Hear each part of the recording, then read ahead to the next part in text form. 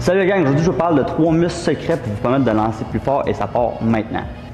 Je vous parle du dentelé antérieur comme premier muscle secret ici pour lancer plus fort et s'attache sur le bord médial de votre omoplate, passe entre votre omoplate et votre cage thoracique et vient s'attacher sur vos 8 à 9 premières côtes. Dans le fond, le dentelé antérieur, c'est un muscle qui va vraiment participer à la protraction de l'épaule vers l'avant, donc vers la fin de notre lancée, qui permet aussi à notre omoplate de bouger, de faire de la rotation pour permettre à notre bras de se lever sur le côté même ou ce qu'on appelle en abduction. Donc, la façon qu'on va l'entraîner ici, c'est en faisant ce qu'on appelle un scap pull-up. OK? Donc, je vais venir vraiment me pendre ici après la barre. Je m'assure d'avoir une grippe ferme. Si jamais pour vous, votre force de préhension est un facteur limitant, vous pouvez utiliser des straps pour être capable de vous tenir plus longtemps. OK?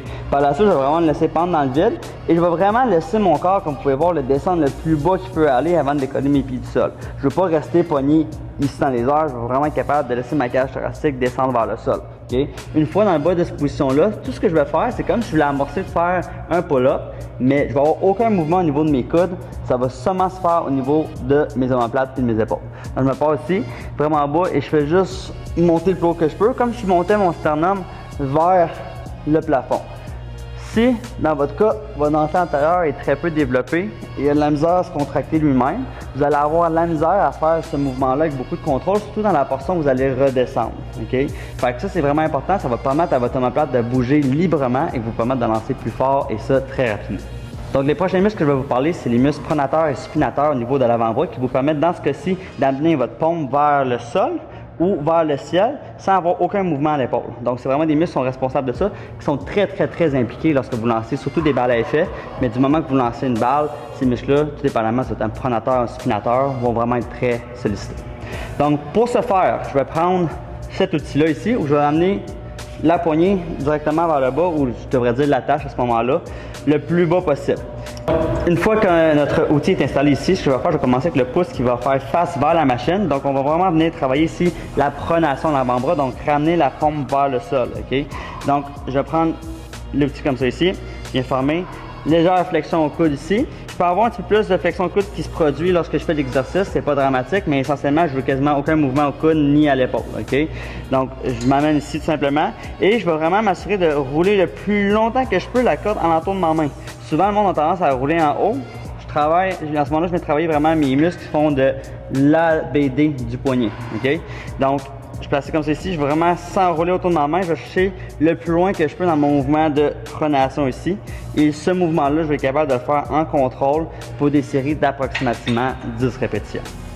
Pour ce qui est de la supination, maintenant, vous avez compris que c'est le même principe, mais à l'envers. Donc, au lieu d'avoir le pouce vers la machine, je vais placer le pouce, ou je devrais dire, contre l'embout ici. Donc, à ce moment-là, je vais commencer comme ça. Et je vais aller chercher le même principe, mais de l'autre côté. Vous allez voir, vous allez quand même aller chercher beaucoup moins d'amplitude de ce côté-là qu'en pronation, en règle générale, mais je vais aller chercher quand même le plus que je peux. On se rappelle que le muscle le plus fort en supination au niveau du coude, c'est le biceps, donc ça se peut fort bien que quand vous le faites, cet exercice-là, que vous sentez votre biceps travailler, puis c'est tout à fait normal. Donc encore une fois, des séries d'à peu près 10 répétitions. Donc, derrière longuement, je vais vous parler du fléchisseur profond des doigts ici, qui va vraiment venir travailler excessivement fort lorsque je vais lancer une balle vers l'avant. Donc, à chaque fois que je lance une balle vers l'avant, ça implique vraiment beaucoup de force en contraste contre mes doigts. Donc, pour éviter de me blesser au niveau de la musculature profonde de mon avant-bras, je vais être capable de la travailler dans la salle d'entraînement. Donc, la façon qu'on va procéder, c'est comme le premier exercice, on va venir se pendre après une barre ici. Cette fois-ci, on n'utilisera pas pantoute de strap parce que je veux que le facteur limitant de cet exercice-là soit ma force de préhension ou ma capacité à me tenir avec mes mains. Donc, on va commencer ici, on va prendre une prise 100 pouces, OK? Puis vraiment juste dans mes doigts. Je vais éviter la paume de main, je ne veux pas nécessairement que mon poignet embarque sur-dessus la barre. Fait que je suis vraiment juste dans mes doigts. Et le premier stage de cet exercice-là, c'est de travailler avec juste les doigts le plus longtemps possible. Donc, une fois, je vais le laisser pendre. Puis là, c'est juste une question de temps. On fait juste attendre. On tire même le plus longtemps possible. Idéalement, je vais être capable, avec mes 4 doigts, de maintenir facilement 1 minute. OK?